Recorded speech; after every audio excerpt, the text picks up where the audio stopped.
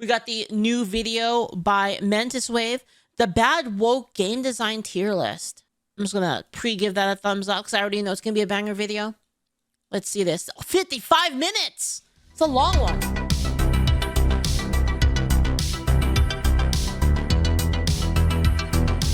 Fortunately, like most political talking points, moral panic about gaming tends to last only as long as the current election cycle.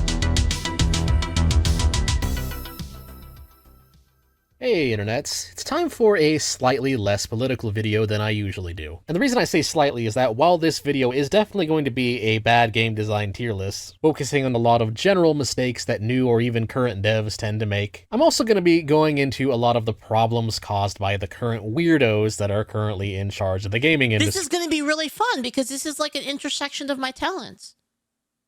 I get to like talk about political stuff and then also talk about game design. That's cool. At large. And so some of this is going to be a follow-up to a video I did on how neo-Marxists managed to kind of hijack the gaming industry, to the point where some devs would rather focus on making sure their game is a woke circle jerk than, you know, actually making a good game. But on the other hand, a lot of this stuff is going to be focused on mechanics and some lesser-known mistakes that devs tend Interesting. to make. One lesser mechanics, all right. Fact about me is I've actually worked in the gaming industry before as QA, as a programmer, and as a 3D artist. And I have I didn't even know that. That's cool. Seen so many studios and so many indie devs just make utterly ridiculous errors that could be easily avoided if they just understood. I actually didn't know that about Mentis. That's really cool.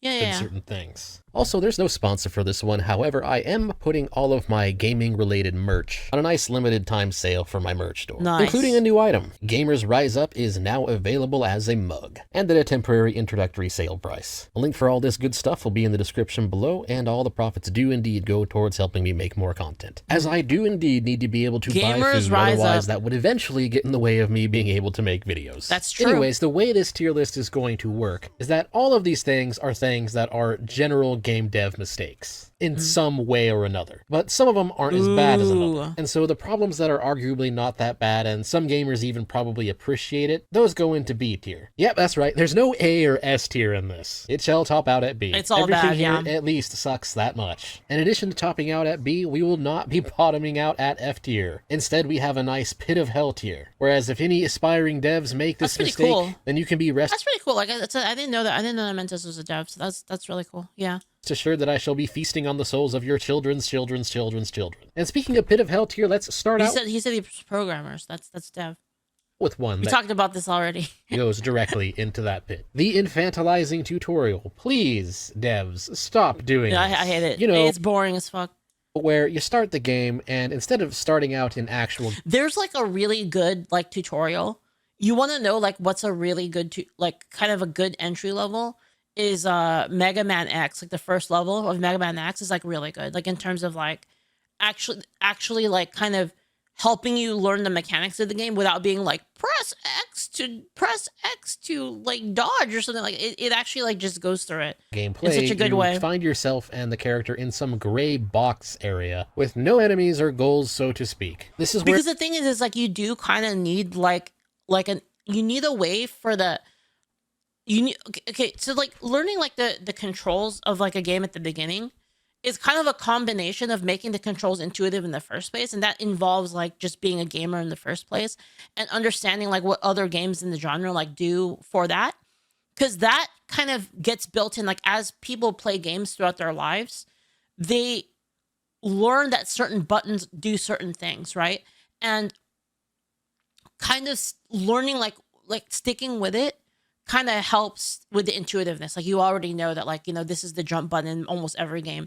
This is the attack button in almost every game. This is like the camera stick, right? Like if you can imagine like if they flip the camera stick and the movement stick, it'd be really confusing, right? So it's kind of keeping like those gaming conventions, but then also kind of having a level at the beginning where it's a little bit easier, where like it's a little bit easier and it puts you into situations that make you learn the controls, but like without pausing the game. Like what I hate is when they pause the game in the middle of it, like you're like in the thing and it pauses the game and then like puts up a thing like press this to jump, and it's like it's kind of nicer when like you don't actually, it doesn't actually throw it in your face. It's actually a natural part of the game. where you have that tutorial in the game where it tells you to move the analog stick to the left to move your character left. Yes, like that, exactly. You did it. Good boy. Now move your analog stick forward to move your character forward. Good boy. Yeah, I hate it. You get a gold star. Now move your analog stick. Yeah, you get the point. Some devs, for whatever completely insane reason, get this idea into their head that they need to design their game with a tutorial in it that assumes the person playing it has never played a game before and has no idea what a gamepad is. You know what the best ones are the games that they just say like skip tutorial. There's like a thing where you can skip the tutorial. As well as having the mental faculties of your average toddler. I love that. Despite the fact that in the year 2025, the gamepad honestly hasn't really changed that much in the last 20 years. Yep. Every gamer knows how to use the freaking gamepad. It is such a massive waste of time, and really unfortunate because there's actually better ways to do this. For example, Mario 1-1. Yeah, all the way back into the Nintendo days. What's interesting about Mario 1-1 is that it is specifically designed to teach the player how to play the game without telling them. That's what I meant about Mega Man X. It's the same thing. It's like it teaches you the game without like pausing the game and giving you some pop-up. It's just like the scenarios that the game puts you into already teach you it. Since it starts Mario off on a flat plane, with a Goomba slowly moving towards him. In order to advance, the player has to press buttons, and they'll quickly find out what the buttons do. Pressing the D-pad left or right moves Mario left or right, but also they have a limited time to figure out the jump button. And then it goes on from there. Areas of the level where you have to learn how to run jump. Areas of the level that will teach you how to hit blocks, and how to stomp enemies, without explicitly telling the player. Now, granted, controls are a little bit more complicated these days. For instance, if you are playing a new action game as a gamer who's used gamepads before many times, you don't immediately know which button they've assigned to the attack button. And so a better way to do this these days is to have a level that includes captions on the controls, but lets the player use them in an actual level. Like, for instance, start the game out with an enemy in front of the player, and then maybe the worst is like the complete the completely infantile ones that are like, press the stick like to go right, and then like the game doesn't progress until you do it. You know what I mean? Like those ones are the most annoying tutorials. On how to attack and do certain combos. That is the absolute most unique. Is that a Fumo? It is. It is. Gray box. Mentis is a Fumo enjoyer. The only exception to this is if you've genuinely designed a game with genuinely unique mechanics. Which, let's be honest for a moment, you probably haven't. Most devs are making the exact same slop as the other devs. We all know this. So yeah, Pit of Hell tier, moving on to something slightly related, which is the unskippable tutorial. Pit of Hell. Which, by the way, if you are a dev who has committed both of these cardinal sins, if you have created the infantilizing tutorial and it can't be skipped, then I immediately want to uninstall your game. However, I will put this in F tier, because again, there's some times that you might have a genuinely unique mechanic. And I guess that's true. I guess it's fair. Best to inform gamers on that. Like one recent game I checked out was Strenova, which has a mechanic where you turn 2D and walk along the walls. Yeah, if you have something like that, sure, I can understand why you'd want to make the tutorial and make it a little bit unskippable. I guess that's true. Otherwise, the player is going to miss out. But see, that's also like an issue of like the tutorial has to be kind of fun. Has to be like an actual level, like you're doing stuff, right? On a very critical mechanic. Like you want to know another tutorial that's like kind of interesting is something like the one in Helldivers, because it's like a part of the story, right? Like the Helldivers tutorial like kind of throws you into like the training, like as if you're like a new recruit to Helldivers. So it's kind of interesting, at least, right? Because of that. But the thing is, you can always just make the tutorial replayable if the player decides to skip it at first. So there's no real reason to make it unskippable. It's immersive, Rather, instead, it's better just make it as an available option. But anyways, moving on to equity balancing. Now, some people call this different things. Like, some people will call this scrub pandering. Some people will call this noob pandering. But it's all effectively the same thing. I prefer to call it equity balancing, because what this problem is when you balance your game in a way that doesn't actually balance the game, but instead is aimed to just reduce the gap between highly skilled and lesser skilled players. A good example of this is something I saw in Guild Wars recently, where they did a balance update where they changed the Mesmer trait power block so that instead of putting the skills that you interrupt on an extra cooldown, it instead gives the Mesmer a damage bonus when they manage to interrupt a skill. And to put this in perspective to people who've never played Guild Wars before, this was neither a buff nor was it a nerf. Power Block is still just as good as a trait as it always was. The difference, though, comes down to the player skill of the Mesmer. Previously, when Power Block put the skill it interrupted on an additional cooldown, it was a trait that significantly rewarded good Mesmer players for interrupting key skills, like interrupting an enemy healing. So this one, I think it depends. This one really depends on. So I don't actually agree that this is necessarily a bad trait. It can be, it can be done in a bad way, but it depends on. It depends on balance. So like a good example would be like if you have a character in a game, like say it's a PvP game. I mean, I mostly think about PvP, right? But I guess like MMOs would be like sort of the same in terms of like raid performance. If there's if there is a class or something, right?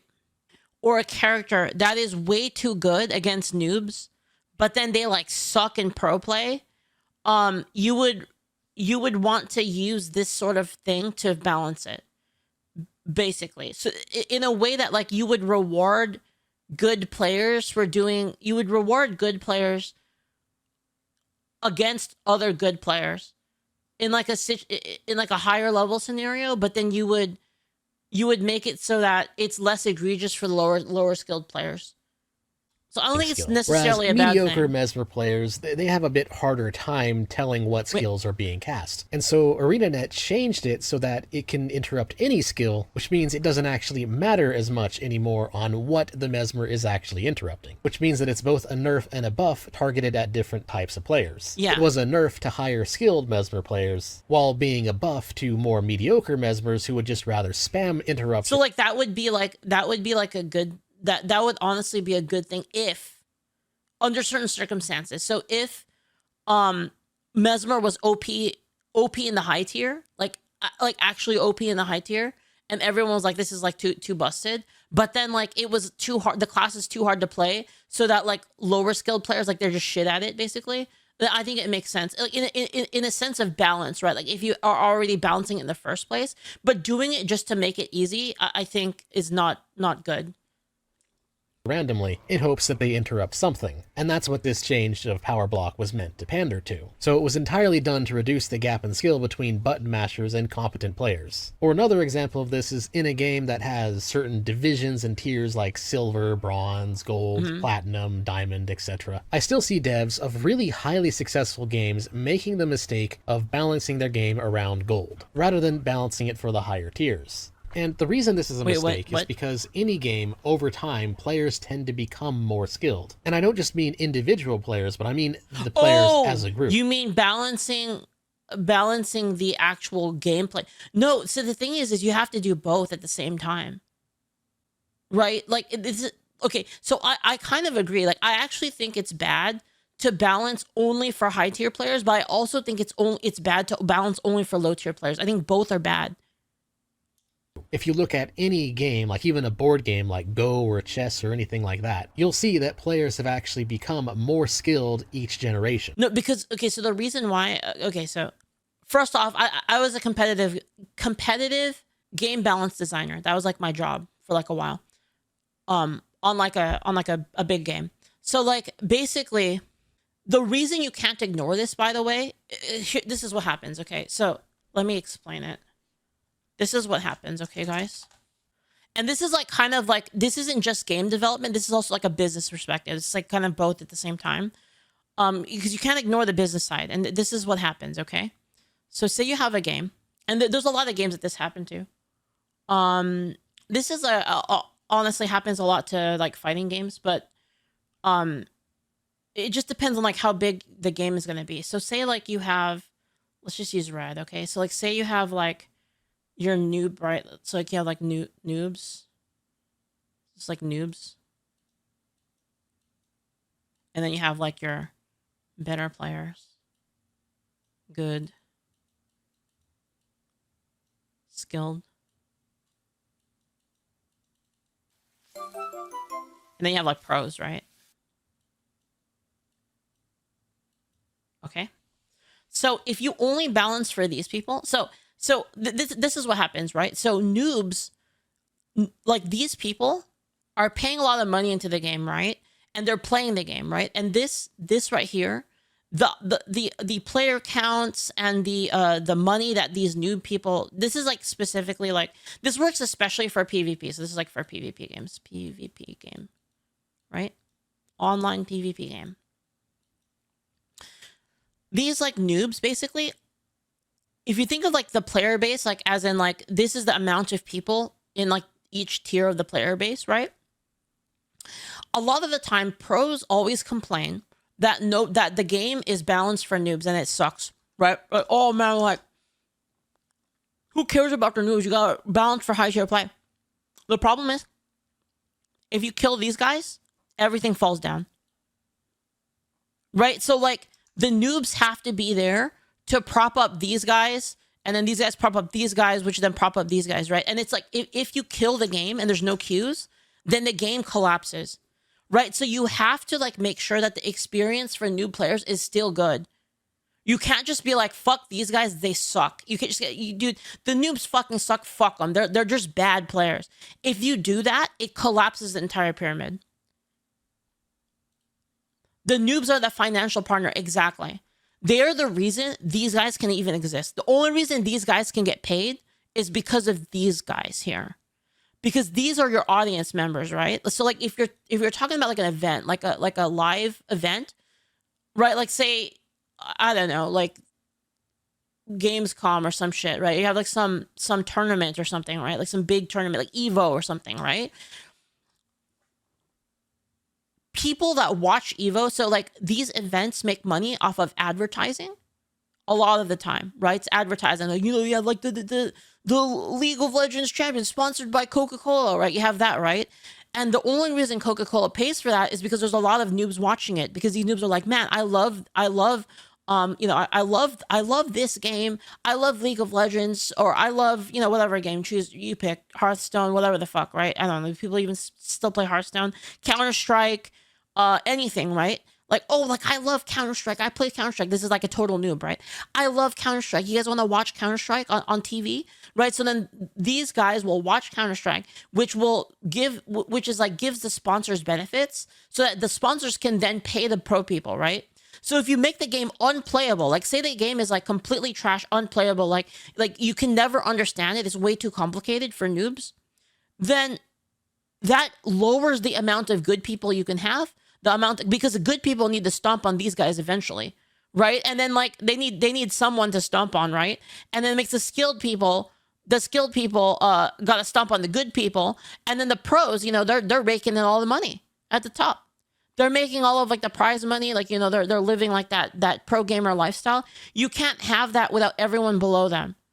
So if you make a game that's unplayable for noobs, where it's not fun, it's just a grueling, complicated experience that like no noob can ever understand, you will not build up the player base to even support pros in the first place. And this is the problem that, yes, exactly what Exurdna says. It's the problem fighting games have. Yes, this is actually the truth.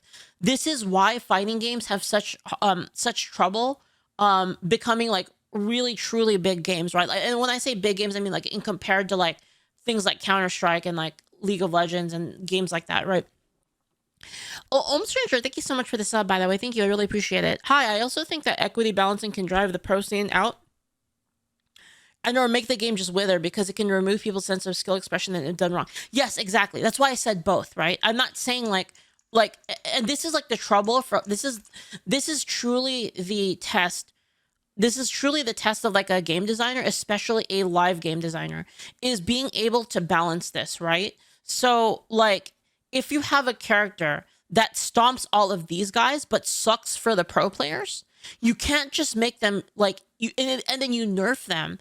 It should be a temporary measure. So like say like it's absolutely ruining the noob thing, you can do a temporary nerf, right? But you have to like later go back to it and fix it for these guys, right? Because if you don't, so it also works kind of the other way as well.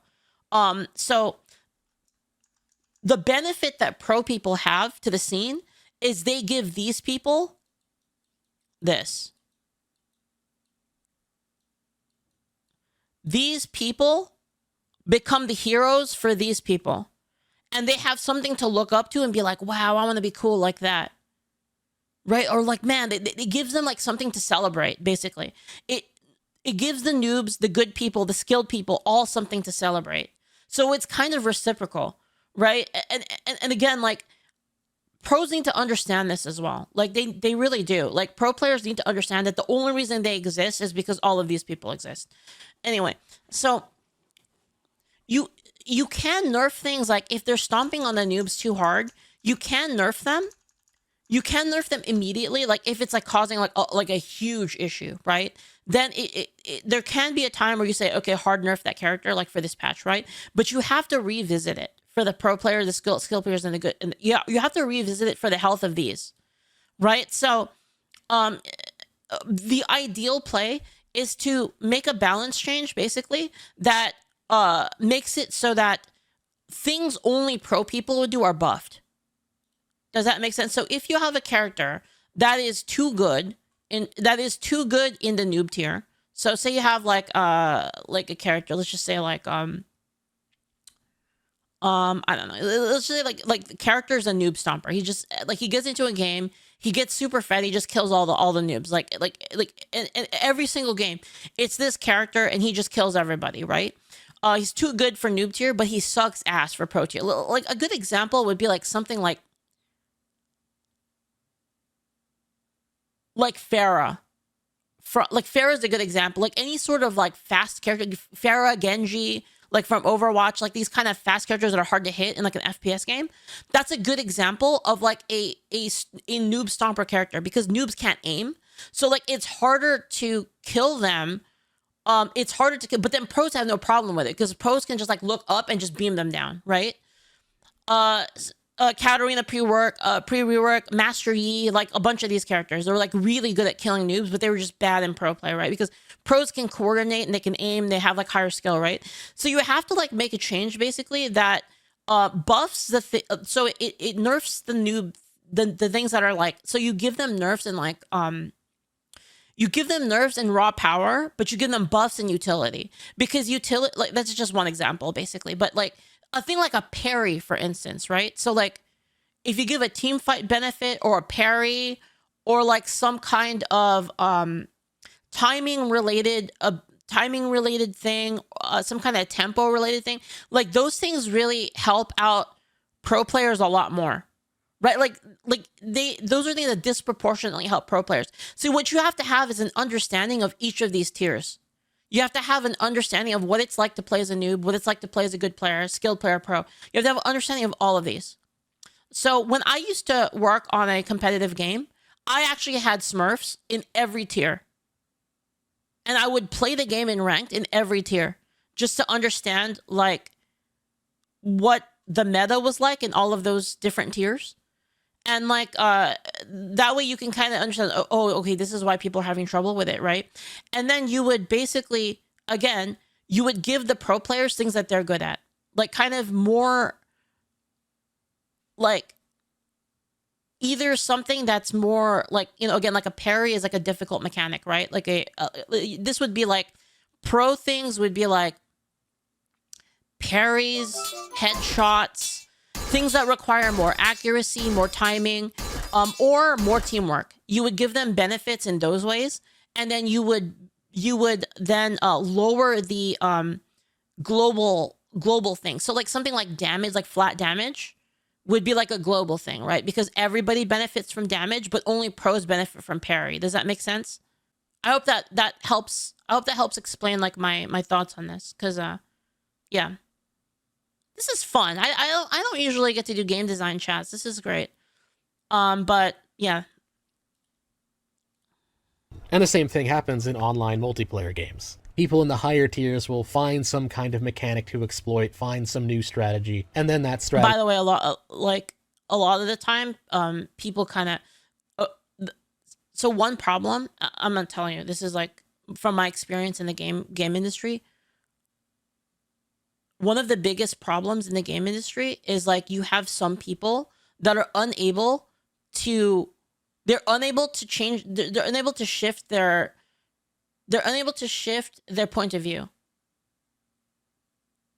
Like there's a lot of like game developers that can't do that. I don't know if it's like a rare, I don't know. I don't know what it is, if it's a rare skill or something. You have to be able to shift your perspective. And like, oh, like some people, like I don't think it's very common that people can do that. And then also have the problem with game development, guys, is like, here's the problem with game development is like, the problem is there's a lot of skills that you need, right? So you need like all of these skills like at the same time. You need like creativity, right? Creativity. You need like creativity. You need logic. You need like, not really empathy. I don't know how to explain it. Like shifting perspective, like perspective. You need like all of these things in one person. You need all of them in like a single person in order to like do some game design disciplines. And finding also people that don't want money, don't care too much about money, don't care money as well. You need like all of these things to like intersect into like one person. And that's like the problem, right? Is like these are not also they need to be like weird. Like I think weirdness comes from creativity. I think the ability to what is it? Ability to think outside the box, right? You need all of these like to make one person, right? So like having all of these traits in a single person is not really that. Is it under creativity? Not really. It's like kind of you know, like those like you ever seen like those pattern things where like there's like a what is next in the sequence? You need someone that can do that. Because you need people that can like see a situation, and like you need a person that can like see a situation and then intuit stuff from it. Does that make sense? Pattern recognition. Yeah, you need someone that can do that too. So it's like all of these things in one person is really hard to find. And this is like the problem, I think, with like game development in general, in terms of especially online game development. If you're making like an online game or like a game that requires balance, it's even harder. You need even more shit, right? So like it depends on the kind of game that you're making. But if you're just making a game that's like artsy narrative, then you don't really need like the rest of it. But if you want to, this is to make like a big game. This is like to make like a game that's gonna be huge, right? Anyway, it's you need all of these weird skills, and the ability to shift perspectives like is that's probably one of the rarest ones. The ability to be like, okay, the ability to say like I'm a good player, but how about the people that aren't good? And like to be able to like actually like remove like to like empty yourself out and then assume the hat of someone else is kind of like not really common. So you see this a lot, like a lot of the time you'll see people who they'll play like one class in a game. Like they'll play like one class or one role, one type of character. And then they can't see, like they'll say something is like overpowered or something, but then they won't be able to see that from the other points of view. In terms of, man, it's kind of hard for me to explain, but how it feels like from someone that's countered by them, or how does it feel like by someone that isn't countered by them? Like being able to like actually understand how that character fits with all the other characters at the same time. In rock paper scissors, scissors says rock is overpowered. Yes, and there's some people that can't. There's some people that only play rock. They only play rock, and they don't understand how scissors feels. Does that make sense? Like they don't understand like yeah, and so what happens is you'll have a game developer that only plays a certain class and they will only design the game around that class. Like how many of you guys have seen this before? Surely you've played a game online where the developers make some kind of buff and you're like, what the fuck is what? And then you find out later like, oh, the dev only plays this class. Right? It's like they only balance for themselves basically. Will eventually make its way down to the lower tiers. And what this means is that if you try to balance around gold, well, you're kind of chasing the dragon. By the time your dev team is finished implementing that balance patch, which can take a few months or so, the gold division may already be dealing with something that's actually was originally in the platinum or diamond division. So they end up balancing around a problem that doesn't even exist anymore, and often these changes make things worse in the higher divisions, which will then of course come down into the lower divisions. And that's kind of what happens with this balance philosophy centered around making players more equal instead of making the game more fair. And that's why I call it equity balancing. And yes, there's definitely a noticeable increase in this type of balancing in recent years, as woke weirdos have influenced the ranks. That may just be a coincidence, or maybe it's not. But anyways, despite what I've just said, I'm actually going to put this in C tier. Yeah, this one I don't really agree with this one. Like, I mean, I guess it depends. It depends how it's implemented. Like, obviously, there's bad ways that you can do this. There's obviously terrible, like, stupid ways that you could do this that would be bad. Yes. So, like, yeah, I don't know about it being like a bad thing. It's more like it's a bad thing for most people. Because the thing is, a lot of gamers, they don't really care about the esports crap. They're just playing to have fun. Equity balancing isn't a good balance philosophy, but I can understand why they do it. When I was younger, I might have put this a bit lower. Because of my older age, I don't have as much time. And again, it's very game specific, right? Like some games are competitive by nature.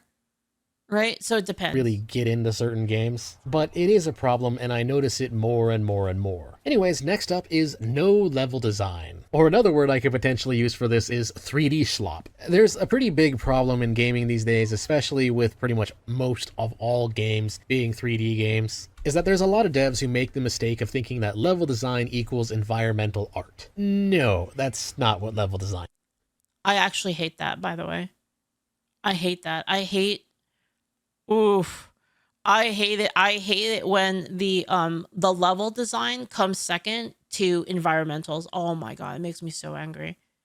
This is like one of my pet peeves. This is like the example, like you guys ever had this case where like you'll have like unintentionally there'll be like something like where there'll be like unintentionally there'll be like a door, like. How many of you guys have experienced? It'll be like a door. And then some art asshole puts a fucking pot here. Like a pot. And like this, and this is like unintentional. Like this isn't like, so there might be some game design in which this is like, there might be some game design in which this is like actually like intended. But then like they'll put a pot here and it has collision. Oh my god. Fuck off. This is so annoying. Yeah, you always get stuck on it, or they'll have like even worse. There'll be like a door, and then like how do I draw it? Like a door like this, right? And then the door has like a little lip that sticks out like this. And then like you will like fucking hit that, but it's only like on one side or something like that. It's all artsy. It's got like fucking runes on it or something. And then you fucking bump into this all the time. Oh, dude, it makes me so angry. It's like a case where the art is dictating the gameplay and not the other way around. I hate that. There's so many 3D action games I see now where if you think about it logically, it's really nothing more than just kind of a flat. By the way, guys, 9 minutes in. Space to walk around in with this linear is gonna be a progression doozy. and no real obstacles whatsoever. So a lot of games focus a bit more on combat mechanics rather than making an interesting environment. Might have to split this one into 2 videos.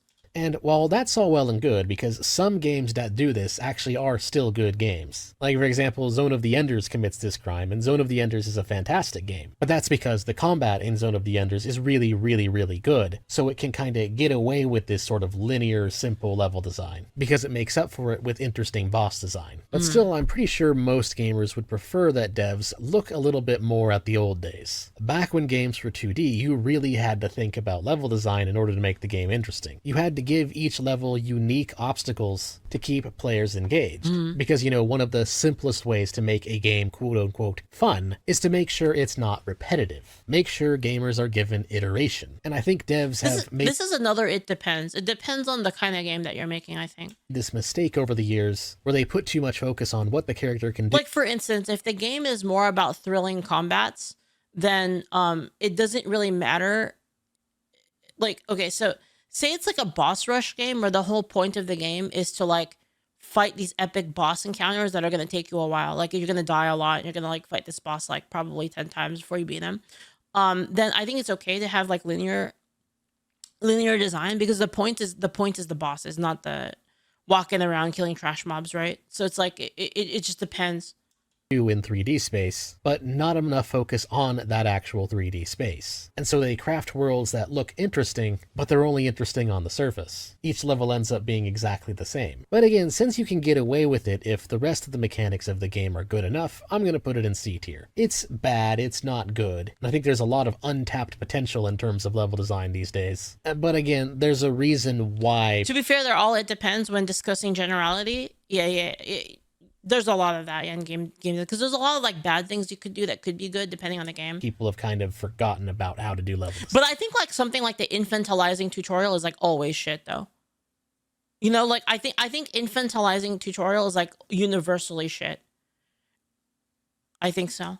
Because it's not as completely necessary in 3D games as 2D games. But anyways, next up is the first problem where we're really getting into the issue with woke droids infesting the industry. Writer self-inserts. There's hundreds of other videos you could probably find on YouTube where somebody rants about just this problem alone. And it's sad because I don't think the devs who do this realize just how obvious it is to us gamers when they do this. When you have your little blue-haired, gender non-conforming they-them character do something that would ordinarily be incredibly stupid and reckless, but then having them get out of it by having plot armor, in a pathetic example of an everyone on the bus clapped scenario, your game is just immediately automatically bad in terms of story. And if story is one of the big focuses of your game, then guess what? Your entire game sucks. Because the story isn't believable anymore. That's the problem with Mary Sue self-inserts. You know that the writer isn't actually invested in trying to make an interesting world for the player to experience, but is instead just the writer injecting their narcissism into a character which they then live vicariously through. Yep. This is pretty much always bad. Always writing. bad, Bit yeah. of hell tier. And speaking of woke scolding, let's go into woke story next. You know, if I had to say the difference between bad Eastern developers when it comes to writing a story for their game and bad Western developers, the main difference is that bad Eastern devs, so like China and South Korea, what they will do is they'll just write an extremely generic story. They will blatantly try to rip off a more popular story. You see this in anime with isekai slop all the time. One writer makes a really good story, and then the amateurs try to reproduce it. And that can definitely happen in the Western game dev scene, but there's a slight difference, which is that because the woke scolds have injected themselves so far into the gaming sphere, mainly with their power and influence within gaming journalism, what Western story writers in the gaming industry will do is they'll just hide their lack of talent by making their story about lay equality and about how lay tabula is lay raza. Equality feel good, therefore equality real. Oh look, and lay enemy is a stand-in for lay bad mustache man. And so they pad their story to the top with as much establishment virtue signaling as they can possibly cram in, and that way they make their plot immune from criticism. They get all the game journos clapping about how diverse and inclusive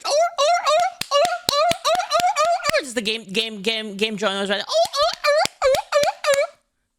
their story every fucking time, and how it's an allegory for systemic oppression that exists today. Lay strong and brave liberal versus lay Nutsis unoriginal and and the game of the year is Last of Us 2. every fucking time, dude. Try plot number 600,942. And so we've seen the game dev industry adopt this kind of Oscar baiting, but for game journalists instead of the Oscars. This obvious padding and pandering so that the official critics will give your game a higher score than it deserves. That being said, I'm going to put this in D tier, because if the rest of the game is good, then you can kind of... I don't know, did it? Did Last of Us 2 get Game of the Year? I don't know. I'm just saying, it sounds like something that would happen. I don't watch any Game Awards. I'm real. I don't really care about them. I only watch them like with you guys if like you guys want to watch it, but I don't really give a shit about it personally. I would never watch it on my own. Get away with it. I can definitely understand why a game dev that just wants to make a good game but doesn't really care about the story might wokeify their story so that way game journals will give it a higher score. I mean, it's very stupid, but don't they even have like, I swear, don't they even have like a Game Awards category for like impactful societal like game or some shit like that?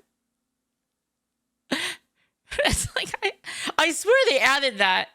I swear that was like a new category that they added, like something that yeah, I forgot what it was called. It was like oh, what was it called? They had one that was like Games for Impact. Was it Games for Impact? SMH, bro. Very understandable at the same time. So I give it D tier. And also because gamers who are brainwashed trash libs themselves, who have no understanding of woke ideology, or someone who is otherwise politically ignorant, they might not even notice this problem with the story. They may not even realize how contrived and unoriginal it is. Anyways, next up is overvaluing realism. You know, when it comes... Did you guys see this? Did you guys see the story of did you see the story in Moraine about how one of the things that happened in the story was that there were people that were upset because they also couldn't have slaves? I added that to the game because I thought it would be fucking hilarious. To game design, someone doesn't know what they're talking about when they say that a mechanic is good because it's more realistic. Gamers are not playing a game. I thought it would be hilarious because it was just it was just comedic because of like they care about realism. There is because I feel like that's something that like humanity would actually do. Absolutely nothing realistic about the hero that the player. No, it's not Moraine. It's like basically there's so if you haven't read the novel, so there's like a there's a web novel for like the lore, and basically in the web novel the king dies, and like all of the siblings die, all of the kids die except for like 2, right? And then the eldest son that survived, he basically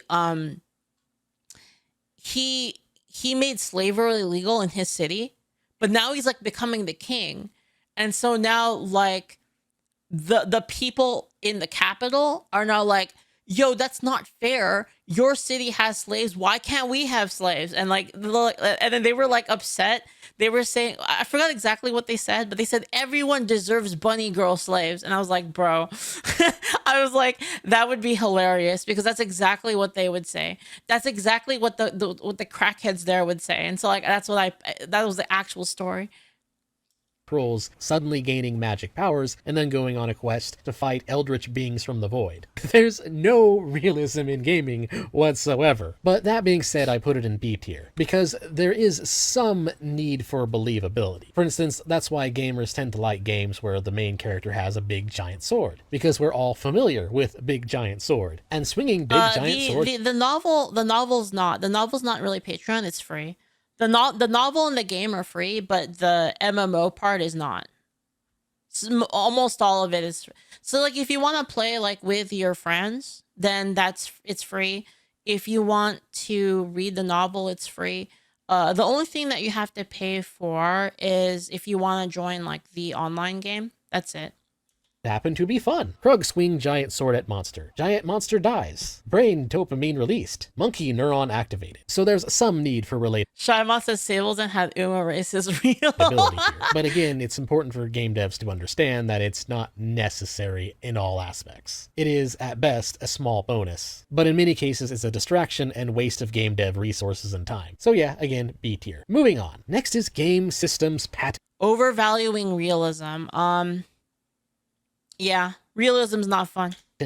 the utter cringe and evil that is software patents when it comes to the game industry. And yes, those of you with the keen eye might notice that the picture I'm using for this is indeed the Nemesis system. That patented game system where bullshit. NPCs themselves have progression depending on how the player interacts with those NPCs. Software patents are pretty much always stupid. And for a lot more reasons than just the usual libertarian argument that I might give, that intellect... They're actually kind of evil, in my opinion, because this stifles game. This is like the opposite. This is the opposite intent of what patents were made for. This actually stifles creativity. This is actually bad. 100% bad. There's no way it's good.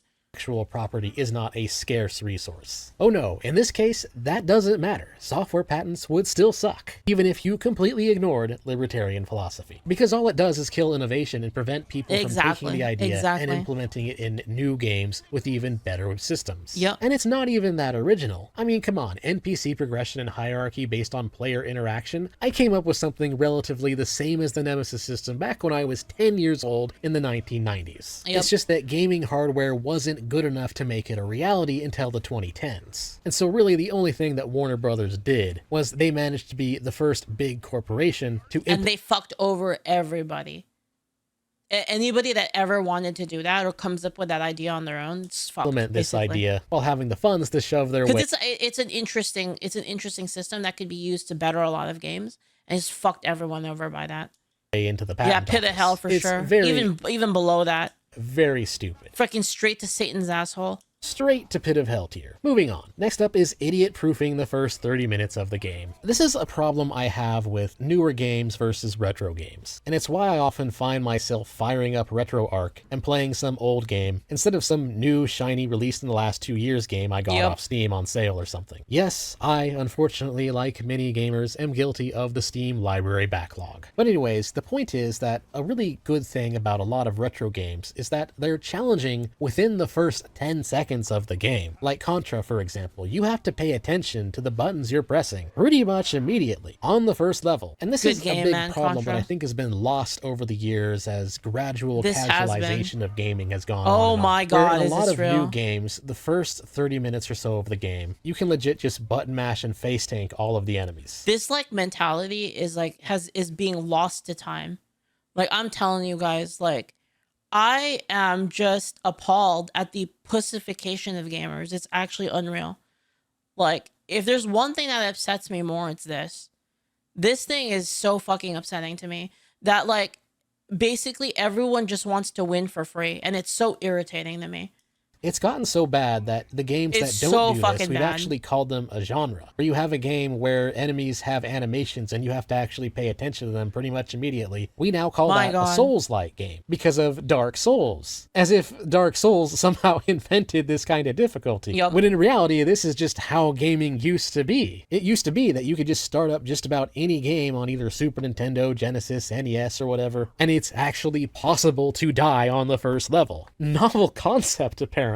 And maybe this is just a personal pet peeve, but personally, I look at it as if there's no challenge. Dude, even if you make a game that's like intentionally hard and you tell everyone it's hard, they still get fucking mad when they lose. It's fucking unreal. Like, guys, like, however, this one affects me on a very personal level. I'm gonna stop. I'm gonna stop before. And it's not really fun. It ends up making the game feel more like a movie rather than, you know, a game that you're playing for, you know, the gameplay. But as for rating, I kind of look at this somewhat similar to the unskippable tutorial. But I'll give it a C simply because some of these games at least have a hard mode, so it's type a 1 in chat if you know. Slightly less brain dead. And oftentimes with newer modern games, the rest of the game afterwards is good. They just wanted to make sure that gamers learned the mechanics of their game. But still, it is pretty annoying that so many modern games basically treat you like you're a complete moron for the first half hour. I put it in D tier. And also moving on next to something that's slightly related to this, it's now time to talk about noobification, or just the gradual casualization of video gaming. Which again, I cannot help but notice the pattern of more and more neo-Marxists in the industry and more casualization, where a very simple way to make the gamers more equal and to make all games a safe space is to make it so that all the monsters on all the first few levels only deal one Guys, if you win for free, if you win without improving yourself, if the default state of the game is winning, there are no winners. That's how I feel. That's my game design philosophy.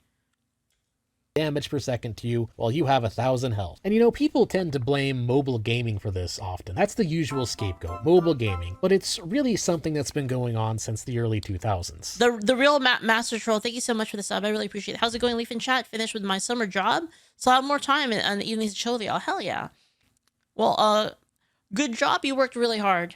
Mobile games just made it worse because of how mobile games control. I'll get into that a little bit later. It's like reminds me of like those like soccer games where like they're like, there's no winners, everyone gets a trophy because, you know, like we're all winners here.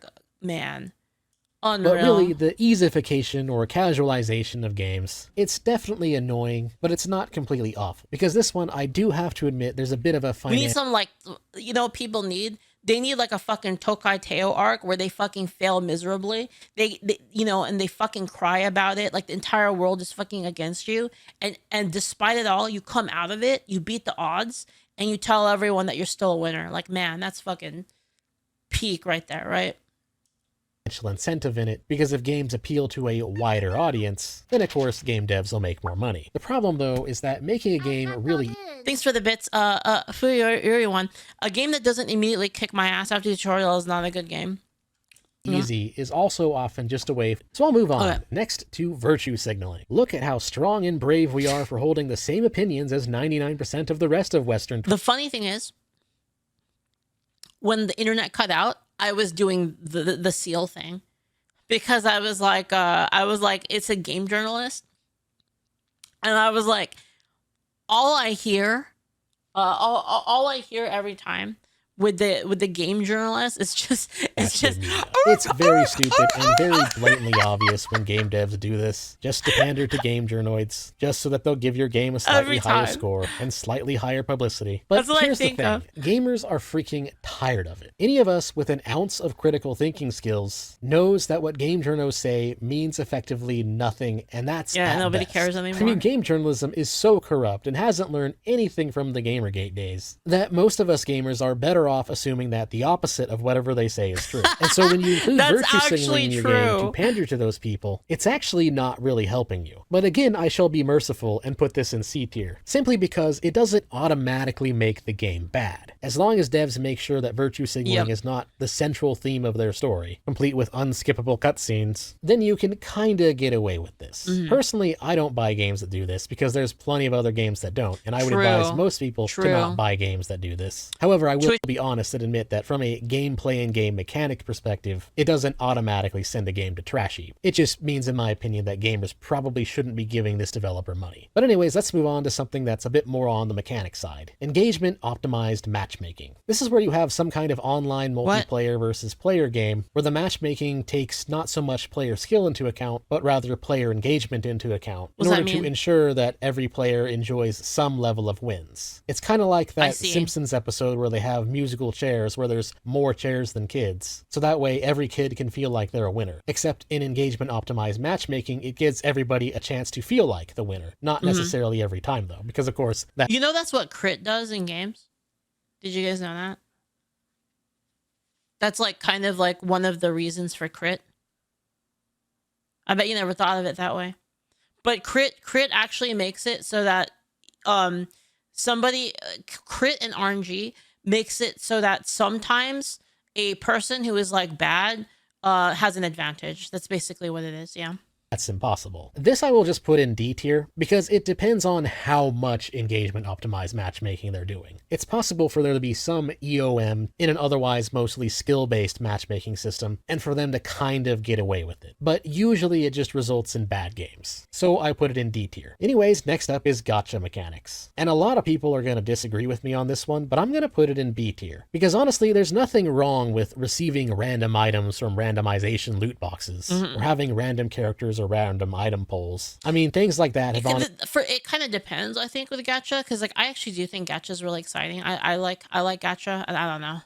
I like it personally, but it's annoying when it has like no pity and it's like really bad. Like it's super like it's like there's a monetization issue when you're forced to do it, and there's no other thing that you can do about it, basically.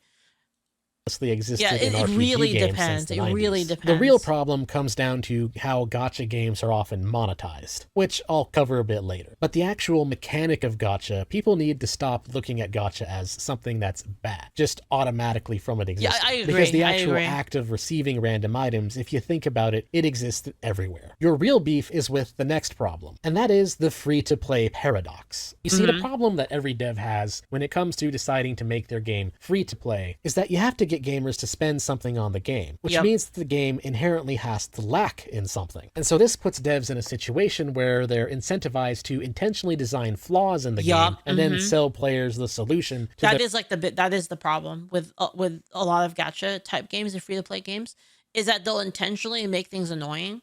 And then, like, for like a good example of this is, like, say there's like a game where you have 20 inventory, and 20 inventory is clearly not enough. And they'll be like, but you can buy 20 more if you only spend $10. And then, like, you actually need like 500 inventory for the game to even function. Something like that, for instance, is like they intentionally nerf the game to make it like annoying to play, unless you pay. Like that's really bad. Yeah. Flawed game. Yeah, and this is why so many free-to-play games have character slots. It depends on the game, I think. Lord Googler, I think for character slots it depends. It really depends on like how much you're generally incentivized to like play one character versus like multiple, right? So if it's like a game where, like, for instance, Final Fantasy 14 would be fine if it only had one character slot and then they made you pay for like a second one, because you're really like playing one character is like all you need, right? So it kind of depends. Many negative reviews. I think what devs don't understand is that in order for free-to-play games to make it, then two things need to be true. The first thing is that the game actually needs to be significantly better than the average game, because you're intentionally designing it with flaws and then selling the players, aka your customers, the solution. And so if you do something like, say, putting a time gate in your game and then selling players a way to skip that time gate, well, that's actually almost always an example of bad game design. And admittedly, I understand that Chinese devs kind of have to do this because of regulations in China, but for global releases, it's best to leave it out. Because the thing is, no buy-to-play game does that to players. Telling them, okay, you're done now unless you play, when someone was planning on having a Friday night gaming session, well, what a lot of times they'll do is they'll just uninstall your game and then go play something else. So when you have a free-to-play game, you have to make sure that those flaws aren't complete and total flaws. And I don't think devs really quite get this. So I'm going to put this in F tier because it has the gaming industry in a really bad spot right now. It is, yeah. And I'll talk a bit more about this a little bit later in the tier list, but let's move on to something a little bit more fun, but also very cancerous, and that is woke puritanism. I did a quick rant on this a while ago. This is where game devs censor sexuality in the game, or when game journalists call for censorship, specifically when that sexuality is in favor of the evil straight white male. So for instance, supposed liberals who, you know, aren't supposed to care about what other people do in the bedroom, suddenly whining about how Stellar Blade is problematic because the lead female character is conventionally attractive. Oh no, the horror. This is of course very stupid, and it's been pretty much proven at this point that chastising people for what they find attractive doesn't work. You cannot tell men to stop. You want to know what it is, guys? It's that, so the problem is that they're not what men find attractive. So they're like, what better way to become more attractive than to make it bad that they're attracted to that? Because it's hard. Yeah. That's basically it. Finding big boobs attractive for the same reason you cannot tell women to stop finding tallness attractive. It kind of all harkens back to the problem of woke-toids taking over the industry because, you know... It's like you have the same problem of like, they'll have like... You guys ever seen this where they'll be like, wow, man, guys are so toxic. They want like sexy, you know, they want like the sexy girl with like the slim body, big boobs, like, you know, big ass and like, you know, thick thighs, and like, wow, like guys like that, really? And then like meanwhile you have girls like fucking drooling over like some dude taking his shirt off, like some like 6+ foot muscular dude like taking his shirt off, and all the girls are just going fucking like, they're absolutely gooning like on main. And it's like, They're like, wow, guys, so toxic, just looking at the breasts all the time, and like meanwhile they're just like, like every Toys, a big fucking part of their time. ideology They're is so believing in thirsty. tabula rasa or the blank state, even though tabula rasa has been debunked. So they think that they can somehow manipulate people into being attracted to different things, even though that's steaming low to hooey. And of course, a lot of times it's just them hating on the straight white evil male. However, I'm actually just going to put it in D tier instead of pit of hell tier, because as much as we want to see it down there, censorship itself, where they'll take a character from some Eastern game that has very big boobies that are just kind of hanging out there, well, yeah, when you understand that they just do that because they don't like straight white men, then it is pretty annoying. However, it doesn't necessarily change anything about the gameplay. It's just kind of stupid. But let's get back to the other topic. Next up is talking about microtransactions. This is actually another one that is going to surprise people and have some people pretty strongly disagree with me. I'm going to put it in B tier. And here's why. Microtransactions are only annoying when the total cost to actually have a game that is somewhat feeling like it's complete and somewhat fun is more expensive than just an actual average buy to play game. Yeah, yes, I agree with you that. could argue that it is predatory, but the thing is that's still people deciding to do with their money what they desire. I personally think this is a case of people blaming game devs for their own lack of self-control. In most cases, the microtransaction is something you really don't need. It's only a problem when you have someone who doesn't understand that the gems or opals or mystic coins or whatever are represented by actual real money that they are pulling from their credit card. And the thing is, that is the gamer's fault. However, again, I can understand why he didn't say carrots, so checkmate. People don't like it. That's again why this tier list caps out at B tier. B tier doesn't mean it's good, it just means it's not that bad. We're safe, you are guys, totally capable of ignoring the microtransaction. You do not need the shiny hat of green glowiness with a mystical feather on top. But what if I do? But what if it's like a cute outfit? Then I kind of do need it, you know? I kind of do need it. You just want it. And if you pay for it with real money, well, that's on you, not the game dev. Microtransactions are honestly only an issue when paired with the next problem on this tier list. So let's move on to the real issue, which is whale monetization. This is the actual problem with many free-to-play games and many live service model games, or whatever game that has some kind of in-game store, which unfortunately is pretty much all games these days. I mean, even freaking buy-to-play games have in-game stores now. But the real issue comes down to a common thing that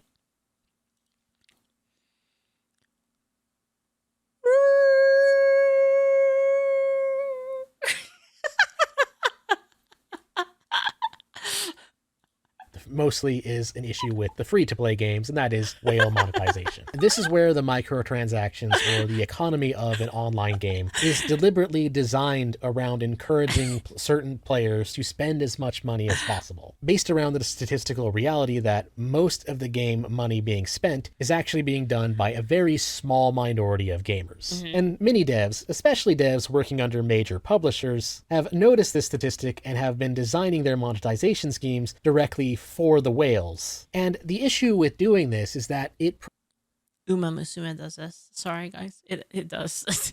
Uma Musume is definitely in this category. Pretty much always dooms your game. Gamers are learning more and more that when we see whale monetization, what we're really seeing is a game that will not last. We're seeing a game that is a cash grab that will be taken offline in a maximum of 5 years. It won't probably do that. Even sooner than Uma that. won't, Because no. the problem with whale monetization is that it doesn't give non-whales a way to enjoy the game. Any dev of a live service... That's not true.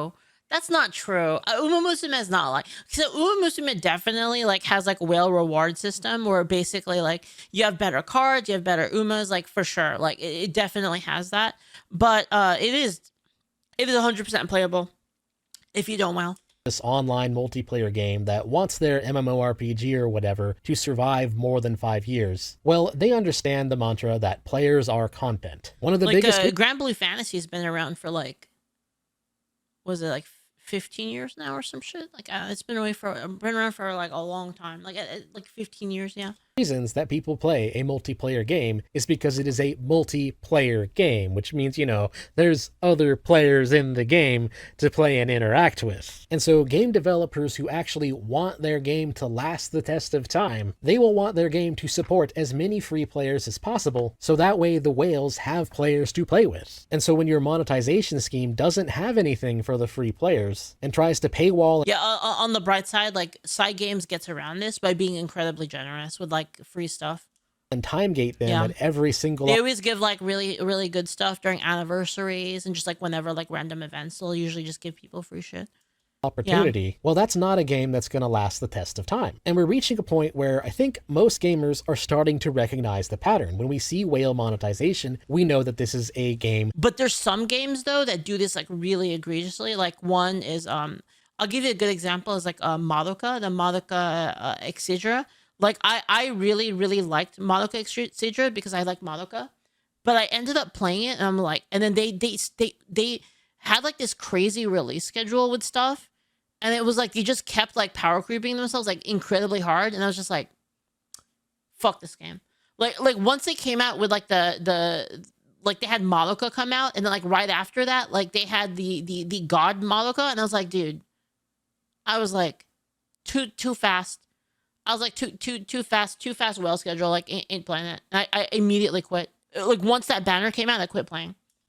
That is dying on arrival. We know that it's a game that's not gonna last. However, that all being said, I'm just gonna barely spare it from Pit of Hell tier, because as a libertarian capitalist, I understand from a making money perspective why devs who just want to earn a living will sometimes do this. However, a cash grab is still a cash grab, and from a gamer's perspective, this is absolute cancer. And so F tier it goes. And speaking of that, next up, let's just get pay to win out of the way. This is often pretty much the same thing as whale monetization, but with one difference. Because the thing is, on some ways, pay to win is kind of a buzzword that a lot of people just apply to every free-to-play game. So for the sake of understanding, I'm gonna define this as having items that affect game balance behind a paywall. The only reason I'm ranking this differently than whale monetization is because it's possible to have this without necessarily requiring whales, and not all whale monetization schemes have hard paywalls. A lot of them just have soft paywalls where you can still technically get the item, but if you grind for 10,000 hours. But no, I'm defining pay to win as it's completely paywall. There's no way to get it without spending money. So for example, the game doesn't have any kind of consignment system or trading house where players can trade in-game gold for the premium currency. I know some people still consider that pay to win if the grind is unrealistic, but I'm just going to define pay to win as hard paywalls that don't have that. This actually does go to Pit of Hell tier. Yeah, it's really fortunately, bad. I'm seeing a lot more games not doing hard paywalls like this. I usually only see it in mobile games still, but more and more PC games aren't doing this. And the reason is because it just isn't fun. A game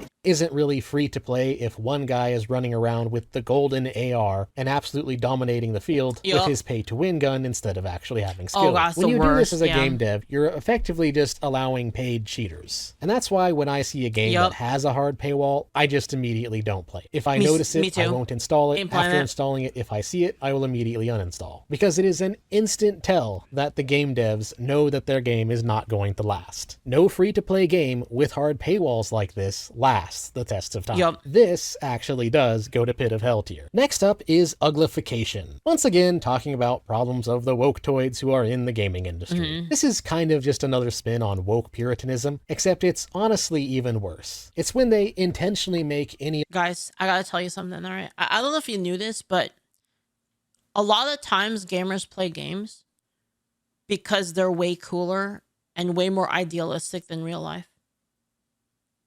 That's like part of like the fantasy of playing like games, some genres of games, right? So like the whole like uglification thing is kind of fine in some genres, right? When something's like kind of dark and gritty and it's like supposed to be like that, that's the experience. People are okay with that. But it's when you make like a thing that's supposed to be something that you're supposed to play it and have like kind of a more idealistic version of like life and like this fantasy aspect, and then you basically are like, well, we need to make it like realistic so that people don't feel bad or whatever. Like, dude, that's the most annoying thing. It's so annoying.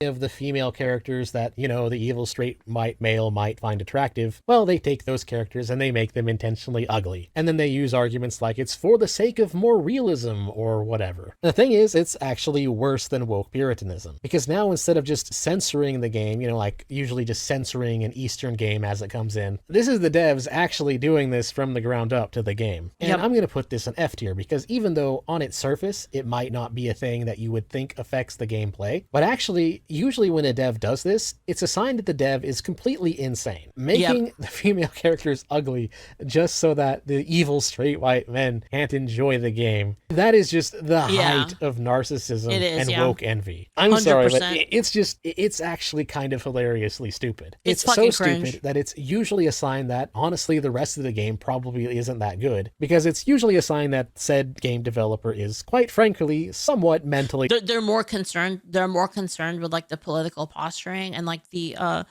patting themselves on the back and they're more concerned with that than like the actual people playing the game, because no one wants to fucking play that. Like, just being real, right? Like if you were gonna like make a character, like if you're going to make a character, you're gonna play as a character, like you want them to be like you kind of do want them to be like better than yourself, right? It's like it's everyone likes that. They want to have that fantasy. That's the whole point of fantasy games and stuff like that.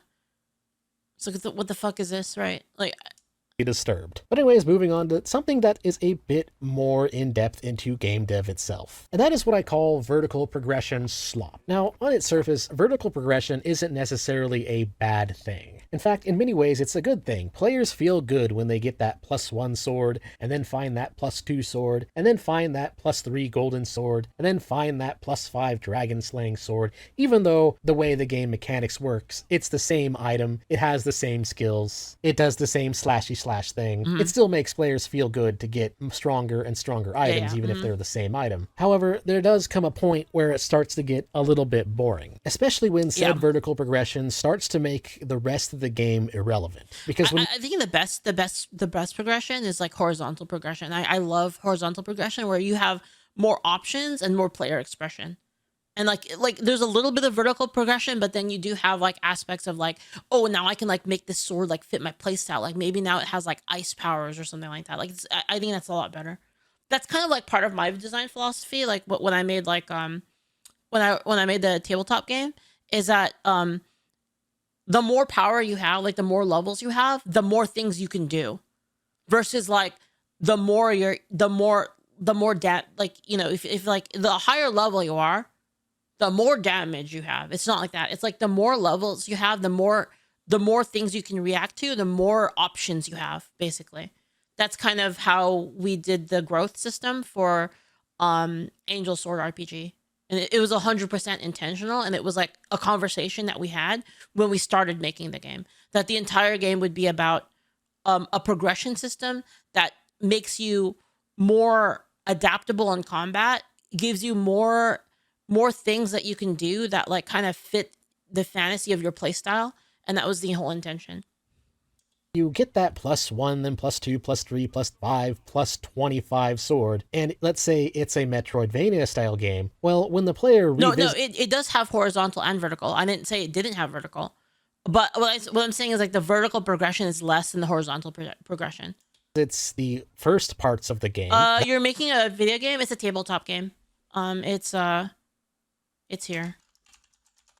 That first initial area, probably already easy enough as it is now just mind-numbingly easy to the point where it feels like a grind. Because you have these +100 armor and +100 sword, and so, you know, the enemies don't even do damage to you. You just plow right through them, which at first can seem a little bit fun, but it's also a bit monotonous. Better game design is where you include more variants. A mace, or a gun, or a hammer. That isn't necessarily better than the sword you start the game with, but has different skills and thus offers a different way to play the game. Sure, that does take more programming time, because then you have to actually code in those different skills and make new 3D animations for them, but the game is better overall when you do this. And I bring this up because it's an issue I see with game developers, especially in the modern day. It's really, really weird that there's only 2 horizontal progression MMORPGs in existence, really. I mean, there's more than just Guild Wars 2 and the Elder Scrolls, but they're usually just pet projects. And so, especially in the live service model where you're constantly offering updates, I think people are drastically underestimating the power of horizontal progression instead. In general, gamers like new experiences more than they like just gaining +1. This is actually kind of one of the reasons why Mario 3 back in the day was considered such an amazing game.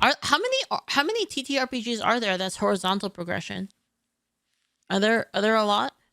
I don't know. I can't actually think of one that's like as horizontal as ours off the bat. Well, maybe like Double Cross, actually. Double Cross is the only one I can think of. But like, to be fair, like, our game is very inspired by Double Cross. I love Double Cross.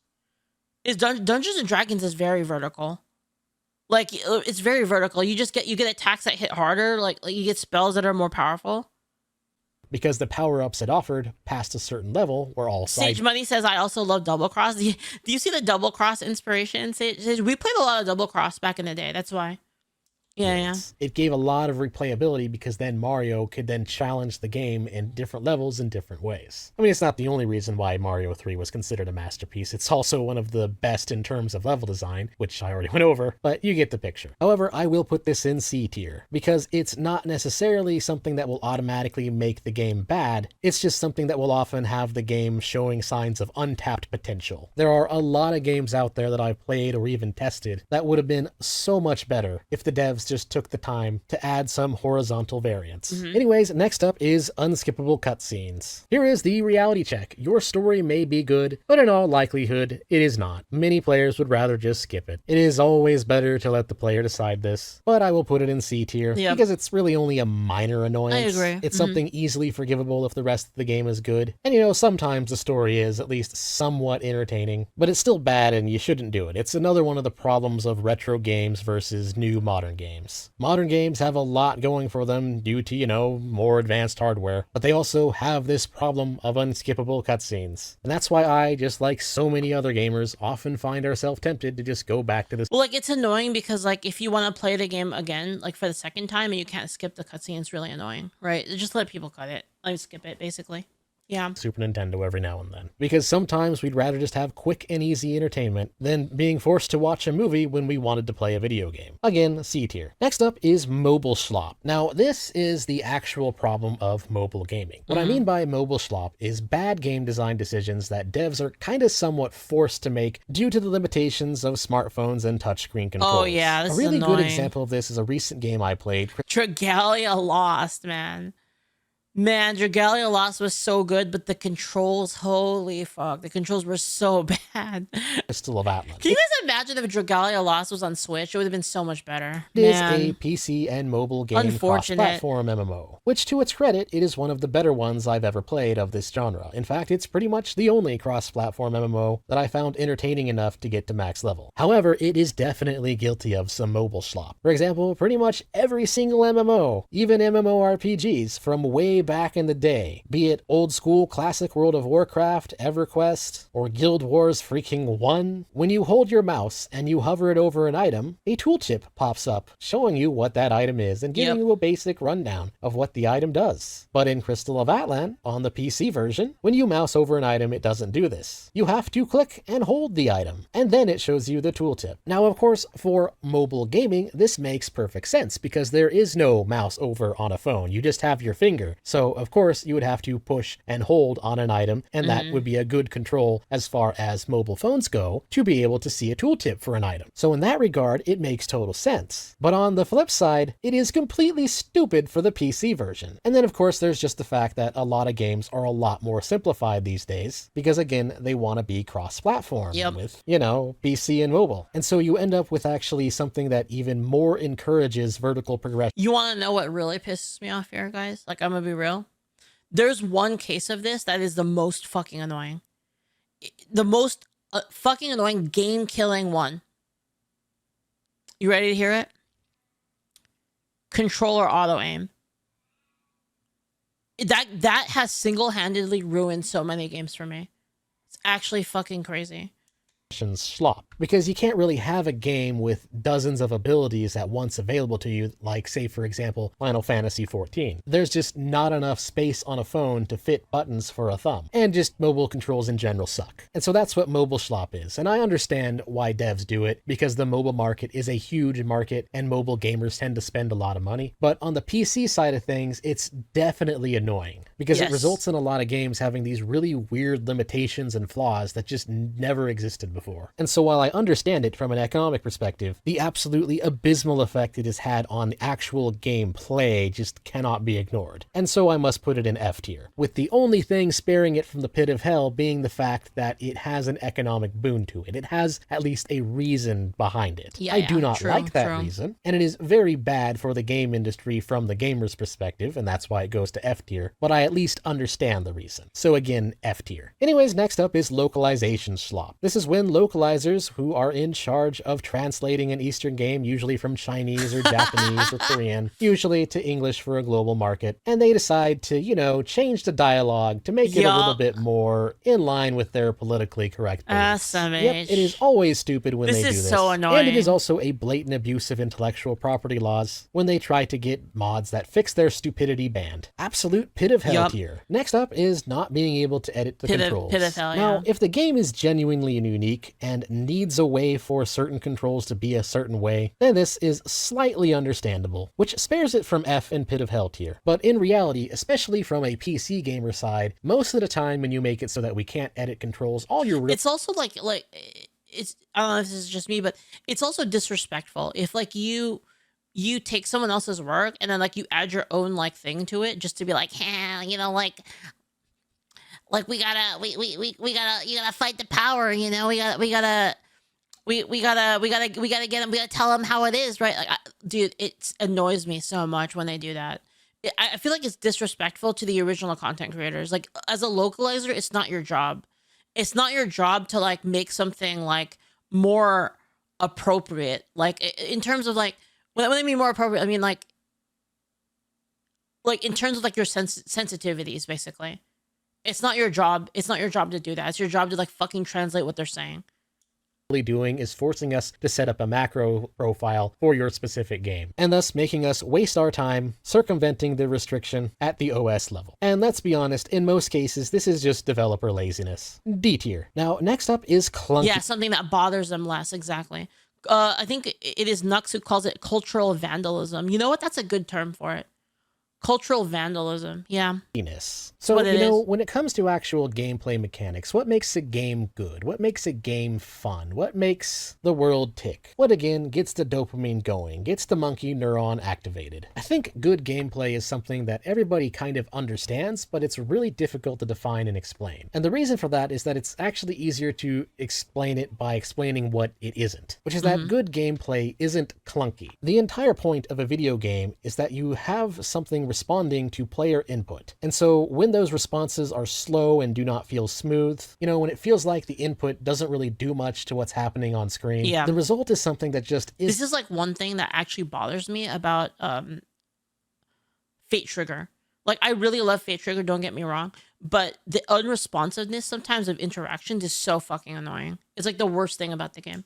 Isn't satisfying. And this is something where you could write an entire book series on, something that you could devote an entire new YouTube channel to if you wanted to. But I will just simplify it as this. If when you have the QA team run the game locally, and they often feel as if they are lagging, even though they're effectively playing on 0 ping because, you know, it's local, when QA reports something like that, then there's a good chance that there's something very wrong with your core gameplay that needs to be reevaluated. Either the controls, how the player moves, how fast the player moves, animation speed. It's really hard to define clunky gameplay. I guess clunky gameplay is a good way to say it, because it's just really hard to define this. Interaction. If something feels off to QA, to the point where if the QA team at any point describes it as feeling like they're lagging, even though they're not, then something is very wrong. And this is very important because I've seen in some game dev circles when they run into this problem, when they QA test the game and something just kind of feels... Oh, you want to know a problem? You want to know a problem that can cause this?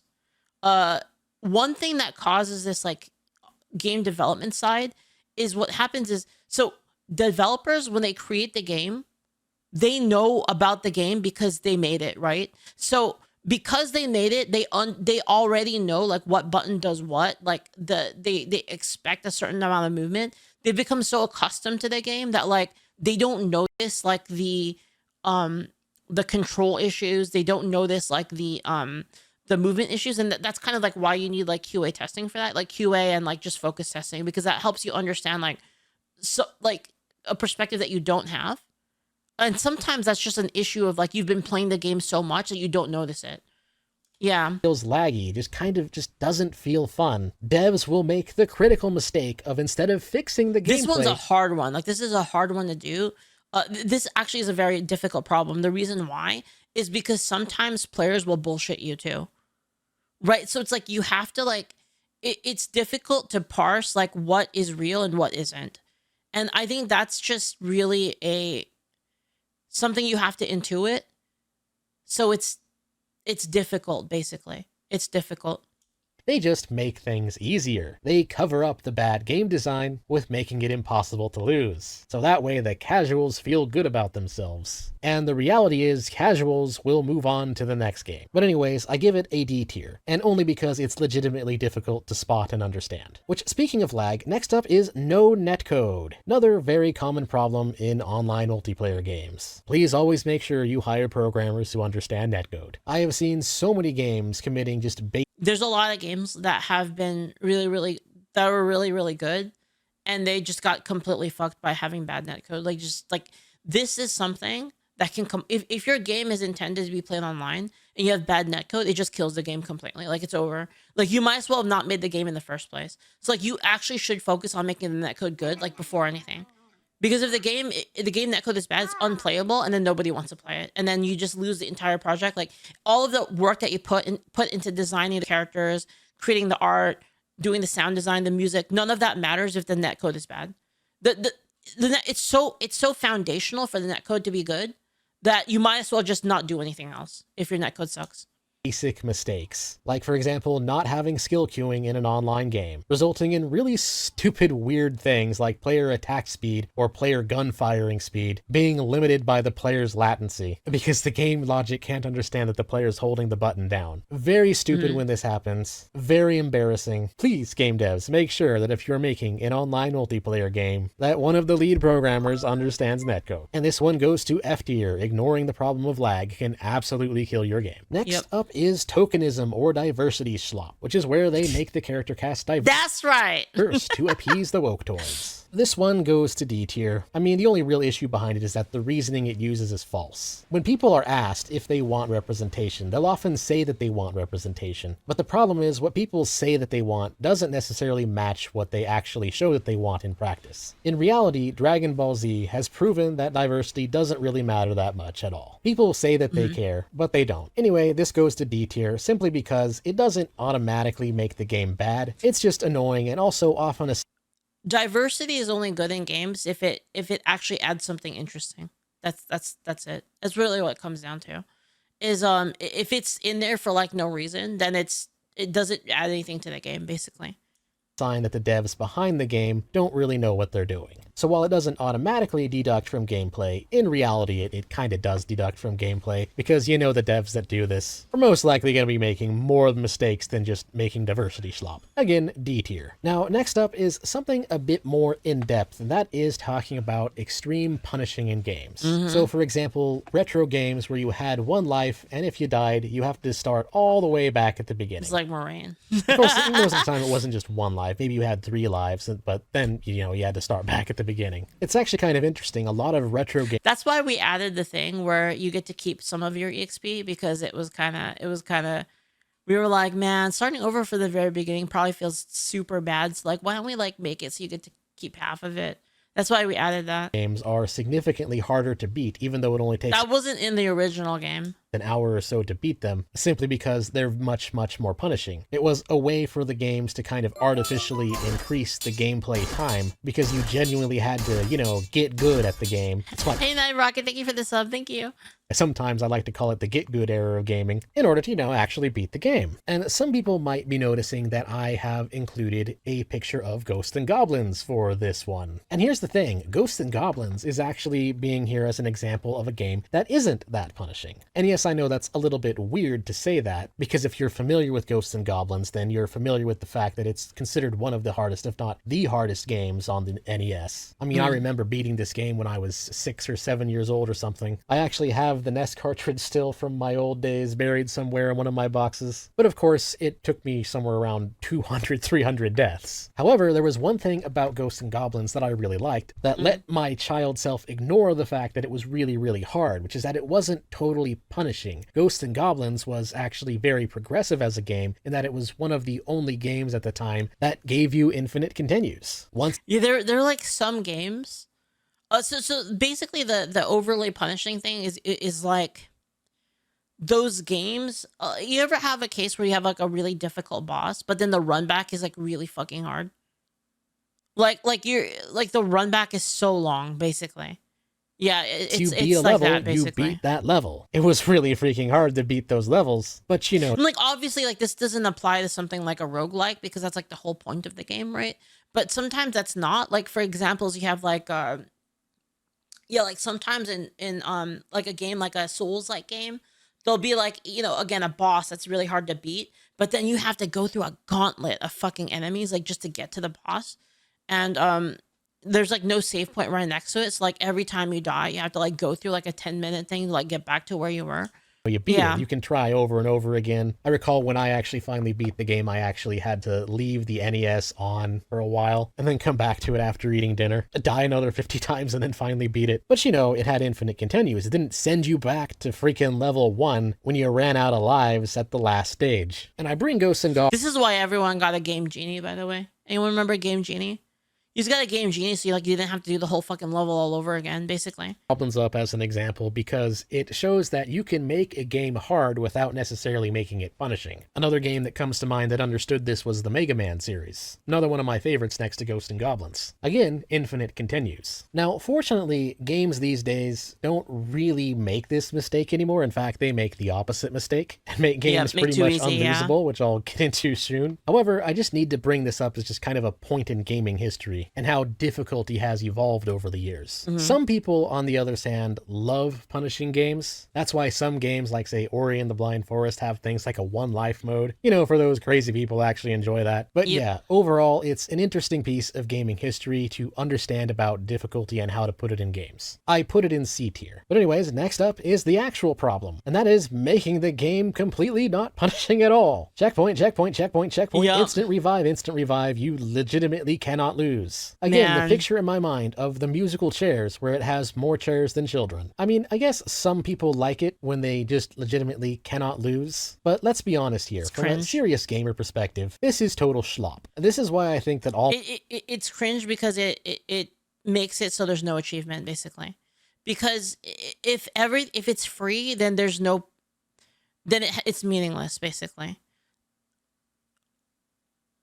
Doing things that there's no achievement in doing something that is a matter of fact, right? Like you don't wake up in the morning and give yourself a medal because you fucking woke up, right? Like you give yourself a fucking medal every time you piss. It's just a matter of fact. Like you're gonna do it, right? It's meaningless, right? So if you imagine like if everything was like that, then all achievement would not mean anything, right? Yeah. Like I guess I'll give you a good example, right? Like there's a in the TTRPG, right? There was this boss that these players were fighting, and it was like a really hard boss, and everybody knew it would have been like a world first to beat like a boss like this, and everybody was in the chat. Like people were fucking watching. Like, imagine like people spectating a tabletop RPG. There was like 20 people spectating it, and then people in the chat were like giving like real-time updates on like what was happening because it was like a world first and it was very, very hard, right? And it's like everybody is like kind of rooting for them to win because it's kind of crazy, right? I mean, they ended up losing, you know, it was really close. They actually almost won, right? But the fact that it created like that much hype because it was like that difficult, everybody wanted to see the achievement, right? Yeah. It was great.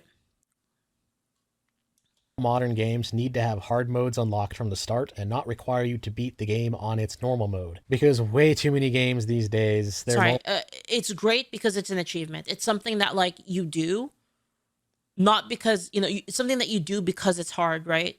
You fucking YOLO, you're like, you know, we're gonna do it. Like, fuck it. We're gonna risk it all, right? And try to win. And that's exciting. Right? It's exciting to see people overcome, basically, right? Normal mode is just mind-numbingly easy. Maybe this is just because I'm an older gamer, and so... Yeah, me too, dude. Dude, Rognar says I was reading updates while I was working. Dude, I was eating dinner. I was eating dinner with my mom, and I was just, like, reading the fucking Discord. Because, like, I couldn't watch it because I was, like, in a restaurant. But then I was reading the updates on the Discord, like what was happening, like, at the time. Just about everything they can throw at me. Yeah, dude, Daka was in that fight, dude. Daka says, I don't regret trying, I just regret losing. Dude, you guys got so close. It was like, you guys got completely RNG'd, right? Sometimes that's how it happens, but, like, I mean, yeah, you guys got RNG'd. Like, that miss, like the double miss, basically. Dude, they almost killed the boss, and then one of the players did an attack that would have killed the boss, and then they missed. They rolled low, they missed, but they had a reroll. So they used the reroll, and then the reroll missed. It was, like, so unfortunate, man. Going to start you off maybe 2 minutes before where you died whenever you fail. I mean, you might as well just play it on the hardest mode to begin with. But as annoying as it is to me, I'm going to put it in D tier, simply because I can, again, understand... By the way, rpg.angelsword.com if you're interested in playing. If you're like tabletop RPGs and you want to play in a challenge campaign that's a challenge campaign that has high difficulty, and it's a MMO TTRPG experience. Yeah, we have that if you're interested in that. That one you do have to pay for, though. Yeah. Understand it from an economics perspective and appealing to the large casual audience perspective, and just the psychological reality that people don't like to feel like losers. But on a flip... Can you play on mobile? Be kind of hard, but yeah, you can. I'm sure you can. Side, on the realistic side, the state of gaming difficulty these days is total cringe. Again, I find it completely bizarre that we now have a genre called Souls-like for games where you actually have to dodge enemy attacks. Like, free to self-run, pay to have another person GM fair. Yeah, basically it's like, it's free, like, so like the system itself is free. So like imagine like Dungeons and Dragons, like, but it's free. So you can just, like, the rules and everything are free. Like, you can just play, like, if you want to, like, run your own, like, homebrew, like, you can do that. Or you wanted to play, like, one of the modules, like, you could do that. By the way, I need to look at the module contest. Like, I haven't had time. I need to take a look at that and pay out the winners and stuff. But anyway, if you wanted to play, like, a module, or you want to play, like, with your friends, like, do some homebrew, that's free. It only costs money if you want to join the actual Living World campaign thing. That one, which is like, it's like a canon campaign that's like big and there's like a lot of players, and that one you have to pay for. Actually got so bad in terms of casualization that we forgot that this is just how games used to always be. And so then Dark Souls comes out and does what every retro game had already been doing, and gamers are like, oh wow, an actual difficult game, this is revolutionary. It's like the Zoomer version of Halo invented FPS. Yep. So yeah, moving on to the live service model. Oh boy. You know what? This is another one where people are gonna heavily disagree with me. I'm gonna put it in B tier. Because here's the thing, there's nothing wrong with the game constantly updating. Yep, I agree with that. Actually, I have no problem with live service. The problem I have, okay, so it's not live service itself I have a problem with. It's some of the what's the word? So it's not live service itself that's the problem.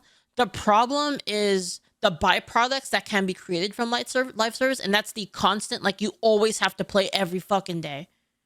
Right, like the daily quest, you gotta play the daily quest. Like, if you don't log in, then like then you're behind. Like, I hate that.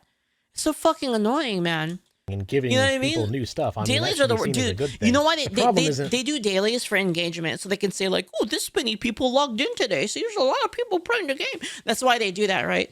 I prefer, like, if you're gonna do something like that, to do like that the dailies, like the way that the dailies should be structured should be like weeklies, because people have fucking jobs, right? And the way weeklies are scheduled should be monthlies. I don't think it should be like fucking every fucking day you have to play the game, right? It's annoying. the live service model. The problem is all the How many of you guys have had a case of this happen and where like you play the game and you logged in for the daily every fucking day and you did your daily quest every fucking day, or like say like Final Fantasy or something like that, like those are games that give you tokens, like you did it like every week you did like your weekly, so like get your like your tokens so that like you can be like at the top of it, so that you can be like on par with everybody else, and then like 1 week you miss and you're like, I'm done. You just stop playing it. Like you miss it 1 week. You miss 1 week and now you're behind. You're like, oh fuck it, I'm done. Uninstall. I've done that like several times.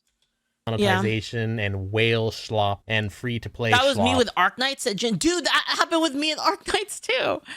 And pay to win schlop that often comes with it. The actual model itself, though, well, there's nothing really wrong with it. Like for instance, when you have a live, dude, especially if the daily is really, oh my god, dude, don't even get me started. When the daily is really fucking annoying, the daily is like this: play this type of character 1 time. I hate that, because like, what if I don't want to play that character today, right? Like honestly, the ones from Uma Musume aren't even that egregious. They're like fucking easy, and then like it just like play one of any, like do one playthrough of anybody, like whatever, right? Like something like that. It's still annoying. Like even the Uma Musume one is annoying, right? But like it's so annoying when they're like, they play this character. It's like, I don't want to play that fucking character, and like you have to play them. It's so annoying. Service game where a lot of the updates are actually free, then live service is actually awesome, especially if you really like that game. Like for example, 30XX often has updates, and while some of them had some paywalls behind them, overall, yeah, Uma dailies are just play the game. Yeah, that's it. Uma dailies is just play the game. That's it. When a game that I enjoy is still receiving developer attention. I mean, really, the live service model isn't much different than from back in the old day where the games would just have sequel after sequel after sequel. You know, Mega Man 1, Mega Man 2, Mega Man 3, Mega Man 4, Mega Man 5, Mega Man 6. Because, of course, you couldn't just send updates to the NES console and update the NES cartridge that way back then. The technology didn't exist. Dude, the other thing, too, about live service, and like this is both a benefit and a curse. It's like it's a kiss curse, as they call it in the game industry. So it's a good thing because you can update the game. So like say there's like some issue that you weren't able to catch, and like, oh shit, like that's a really bad bug. Good thing we can update the game, right? That's a good thing. However, you want to know the bad thing that comes with it is developers being like, oh fuck it, like that's a really bad bug, but you know what, it's okay, we can release the game because we can fix it in a month. Like dude, it's so, that part is so fucking annoying about live service. It's like it's a little bit of both. It's good and bad, right? And so in many ways the live service model is just a way to replace, I'm not gonna lie, we've done that in Angel Sword RPG, where there'll be like a thing and we'll be like, man, this is a crazy change. Fuck it, we can roll it back, like whatever, just like put it on. Like we're in beta anyway. more free. I'm not gonna lie, we've done that. I know it's evil, but like we've done it because like we're like, we need the testing like really bad, so like fuck it, just release it and we'll see. It's again only really bad when mixed with more predatory. Yeah, right now the game is the beta testers, basically. The people playing right now are the beta testers. But you know what, on the bright side, you can roll back. You can, on the bright side, we did add this little thing. So this is what excuses it a little bit, okay, guys? Like, you can roll back. Did you guys know that? You can roll the game back all the way, as far as you want. And this is why we added this. So, like, if, like, a patch comes out and it's, like, really bad and you don't like that patch, you just don't play it. Monetization schemes. So yeah, B tier. Potentially D, F, or pit of hell tier, but only when it's paired with another problem that is in that tier. Next up is another thing where we kinda have to bash on the woketoids who kinda wormed their way into the industry, and that is bad community priorities. And I mean emphasis on community priorities, because just about every single game dev mistake, or really just every single business mistake in general, you know, that can be summarized as bad priorities. Dr. Hay says, I hate when developers do this, but I did it too. Yeah, the reason why is because we don't have it. It's too hard to, we can't test it internally. It's impossible. It's impossible for us to test it internally, and even with the amount of testers we have, it's just not enough people. So it's like a lot of the things that we do is like kind of based on theory, because our dev team isn't very big. So it's kind of like a thing that we accepted that we have to do. priorities all the time. Oh, hey, Frederick, why didn't we meet our sales goal last month? Well, because we had bad priorities. And just say bad priorities and you'll pretty much always be right in terms of why things went wrong, to some degree. No, by this I specifically mean is this issue I see in online games that have a chat system where, because you have woketoids in charge of the game, and people with certain San Francisco sensibilities in your game. You say San Francisco sensibility? Master position, I see them committing this grave mistake where they put more effort into moderating the chat box than into moderating the people who cause actual objective problems in the game, such as griefers, AFKers, or botters, hackers, cheaters, etc. And so more man hours is being put into banning the gamers who say a mean word instead of banning botters who are ruining the in-game economy, or banning AFKers in the PvP arenas who are constantly ruining games for both sides. And this is always terrible priorities, because all you have to do to really fix the chat box is give gamers an option to mute players that they find annoying. Let the gamers themselves mostly moderate the chat box. Yeah, I agree. This doesn't mean you shouldn't ban someone who's just absolutely 24/7 toxic, but when your GMs make it the focus in order to make the game a more safe and inclusive safe space, when they really should be going out fixing real problems, well, the result of that is that those real problems never get addressed. I have legitimately seen cases in a match where you had a hacker flying around the map in a game that, of course, has no flying ability whatsoever, and then yeah, you guys should just block Rognar. to killing people with an ability that doesn't actually exist in the game. It was just hacked in. And then another player called the hacker a meanie no-no word. And then the player who said the bad word got banned by the GM, and the hacker didn't. And again, I think this is another problem that stems by woketoids gaining foothold in the industry, because those people tend to believe in, again, tabula rasa, that you can fix people. But the reality is, gamers can't be fixed. Gamers are going to be like epic trash talk memesters for as long as Stop gamers... spamming ban requests for Leaf.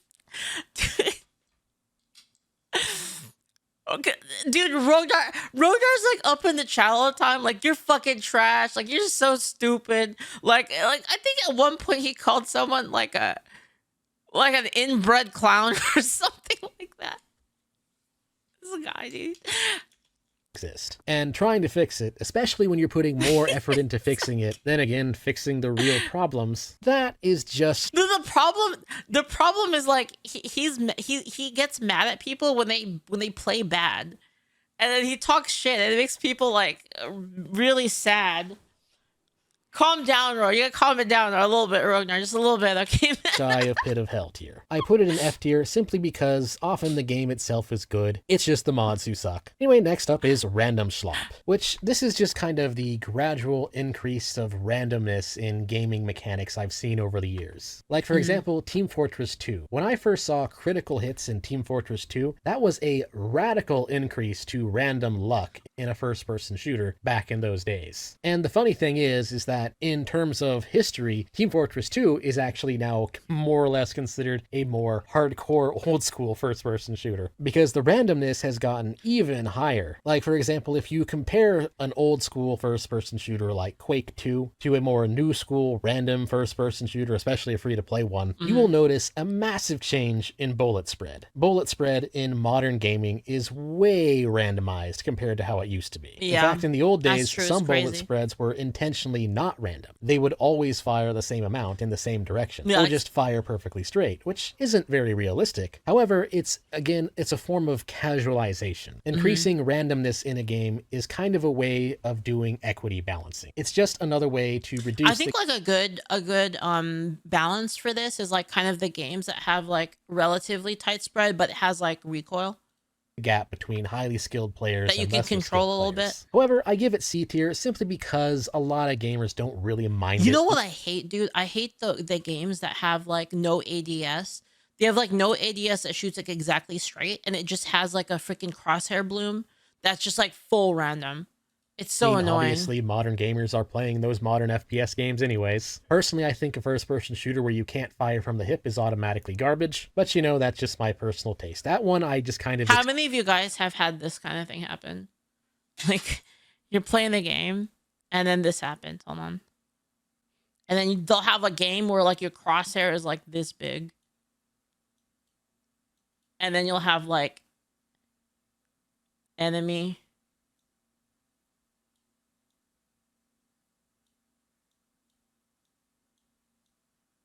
and then your shots are like this.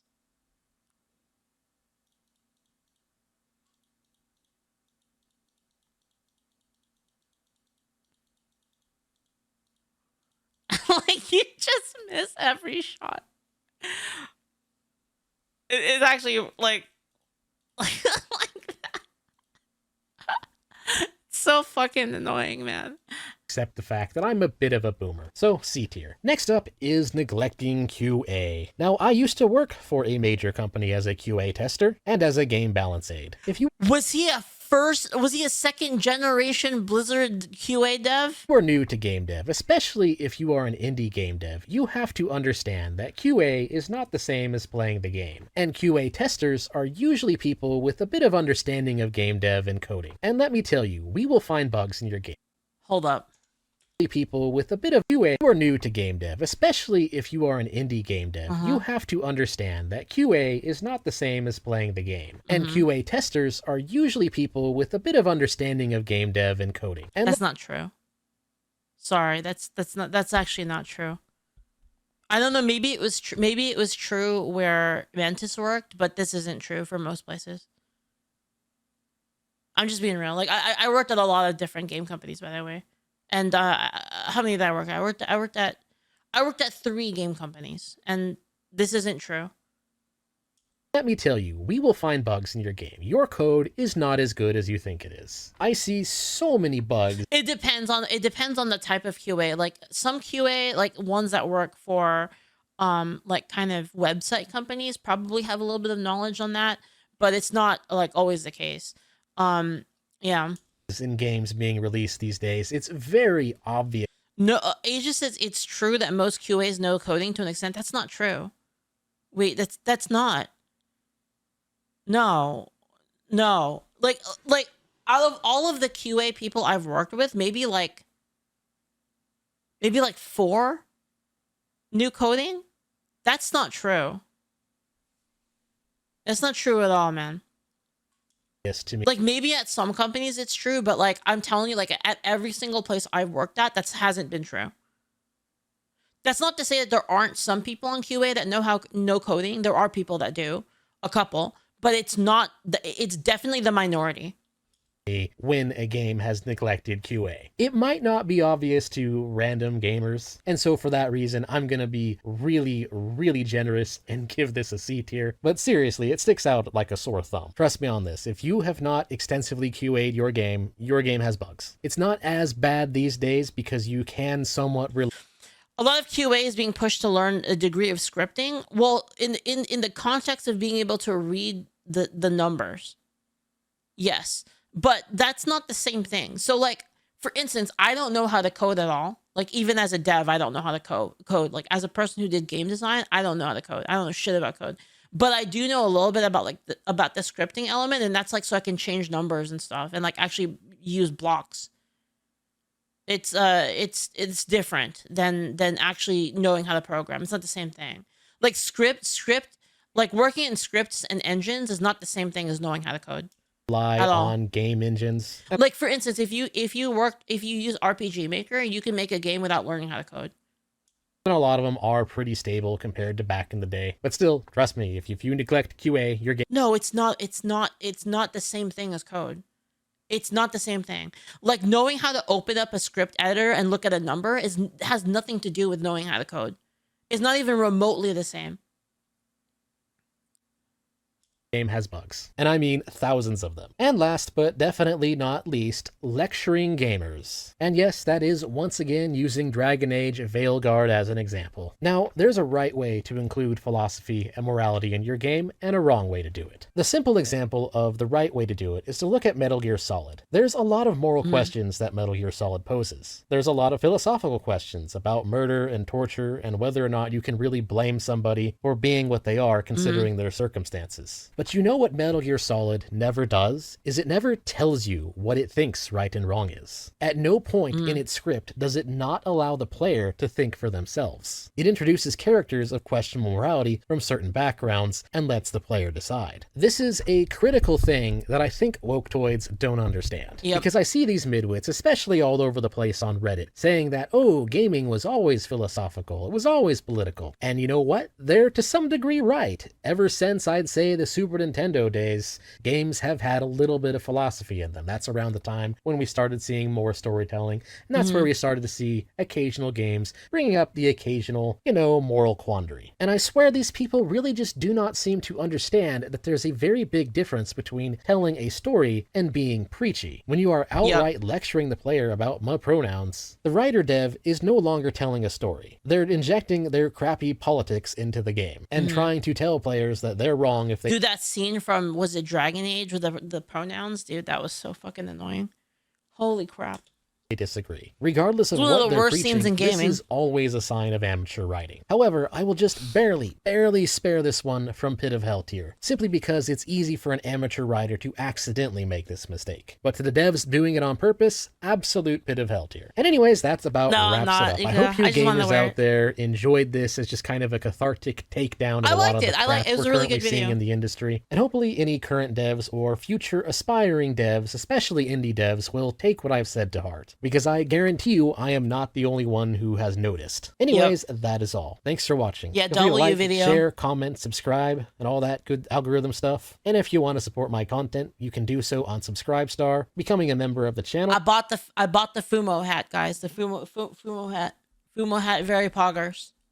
Ko-Fi, or by just highly buying recommend. Some merch, which again, there is a new merch sale, and that'll be in the description below. Thanks again for watching. Till next time.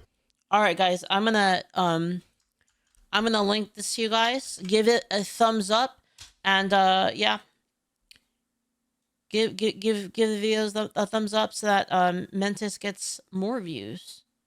I'll link it to you guys. I really like Mentis's content a lot. One of my favorite content creators, for sure. What's our time, guys? How long did it take us to watch this video?